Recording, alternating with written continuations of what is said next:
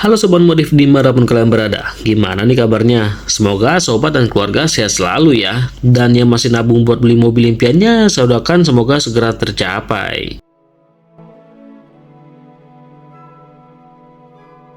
Apa itu baterai solid state? Sebelum saya membahas apa itu baterai solid state, saya akan sedikit membahas sejarah dari baterai solid state itu sendiri. Sejarah baterai solid state dimulai pada tahun 1830-an ketika Michael Faraday, seorang fisikawan dan kimiawan Inggris, menemukan elektrolit padat berupa perak sulfida dan timbal fluorida. Penemuan inilah yang akhirnya menjadi landasan pengembangan baterai dengan ion yang dipadatkan. Nah, baterai solid state sendiri adalah baterai yang menggunakan elektrolit padat dan elektroda padat yang terbuat dari bahan-bahan seperti silikat, fosfat, atau selenida. Elektrolit padat ini memiliki sifat yang lebih stabil dan tahan terhadap korosi daripada elektrolit cair, sehingga dapat meningkatkan kinerja dan umur baterai. Baterai ini berbeda dengan baterai lithium ion konvensional atau baterai lithium polimer yang menggunakan elektrolit cair atau elektrolit gel polimer untuk pergerakan ionnya. Atau secara sederhananya, baterai solid state adalah baterai lithium biasa tapi dikembangkan lebih baik.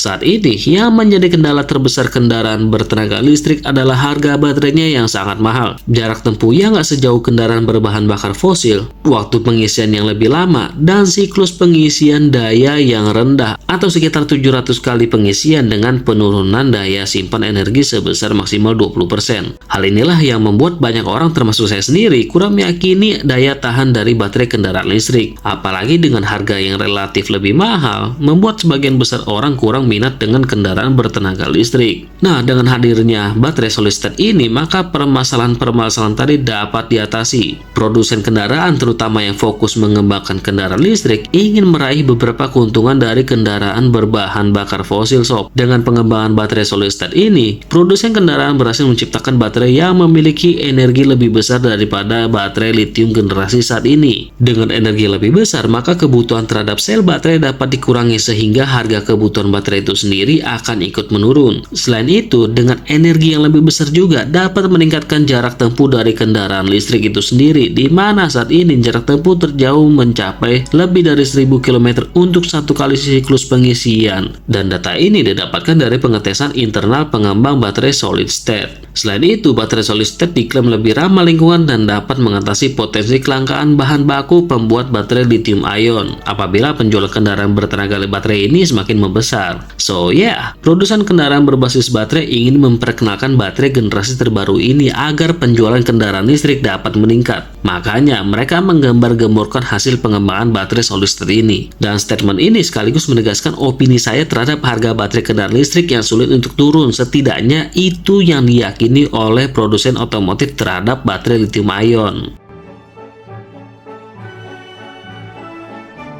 Baterai solid state memiliki beberapa kelebihan namun juga tidak terlepas dari beberapa kekurangan. Dan berikut adalah beberapa kelebihan dari baterai solid state. Salah satu resiko yang menghantui baterai lithium adalah potensi kebakaran atau bahkan ledakan apabila terjadi benturan yang parah. Nah, kalau baterai solid state ini diklaim jauh lebih stabil dan aman apabila terjadi benturan keras. Bahkan diklaim lebih tahan panas dan tidak mudah panas seperti baterai lithium ion yang saat ini banyak digunakan di kendaraan listrik. Dengan begitu, maka ketakutan masyarakat terhadap resiko baterai yang meledak dapat berkurang. Dengan menggunakan elektrolit padat, hasil penelitian para produsen otomotif seperti Toyota misalnya mengklaim kalau energi yang dapat disimpan oleh baterai solid state dapat meningkat hingga lebih dari 1200 km per sekali pengisian. Dengan energi yang besar itu, maka memungkinkan produsen otomotif untuk leluasa mengatur seberapa banyak baterai yang digunakan agar production cost bisa turun. Atau bisa juga memberikan performa maksimal agar jarak tempuh dapat setara dengan mobil bermesin konvensional. Tentu aja hal ini akan semakin mempermudah penggunaan kendaraan bertenaga listrik karena selama ini yang menjadi kendala kendaraan listrik adalah jarak tempuh yang sangat terbatas.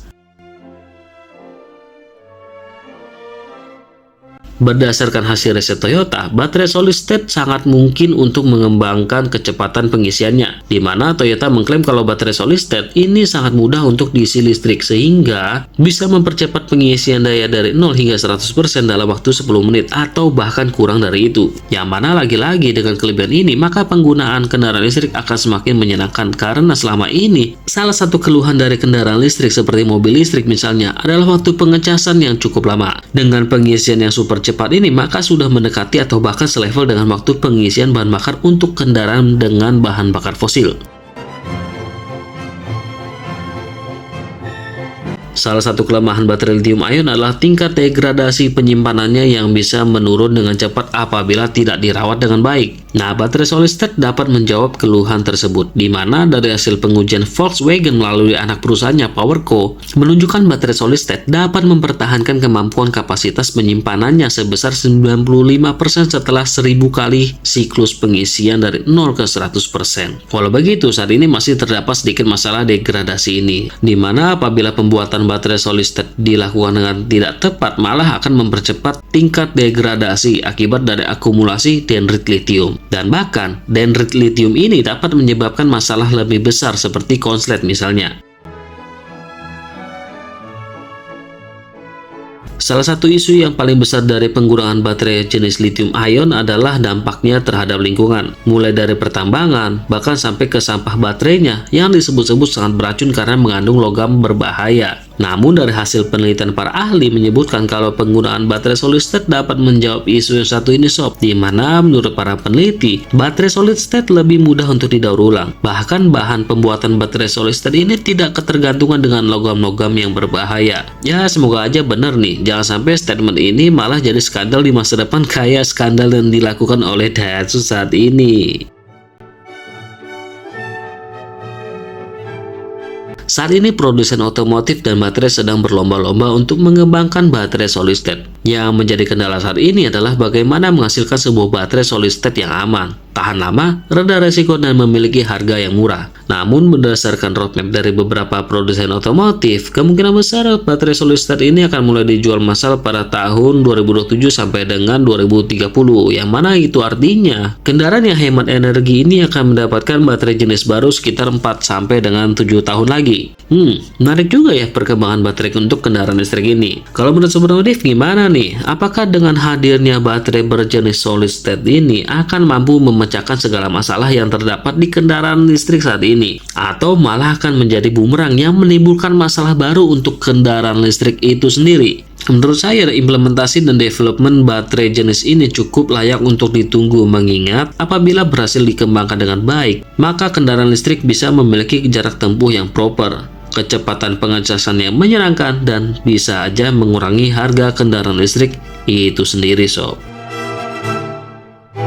Oke deh, sekian dulu untuk video kali ini. Like kalau suka dengan video ini, jangan lupa subscribe channel Hobi Modifikasi biar Sobat Modif nggak ketinggalan video-video terbaru dari saya. Sampai jumpa di video berikutnya dan terima kasih.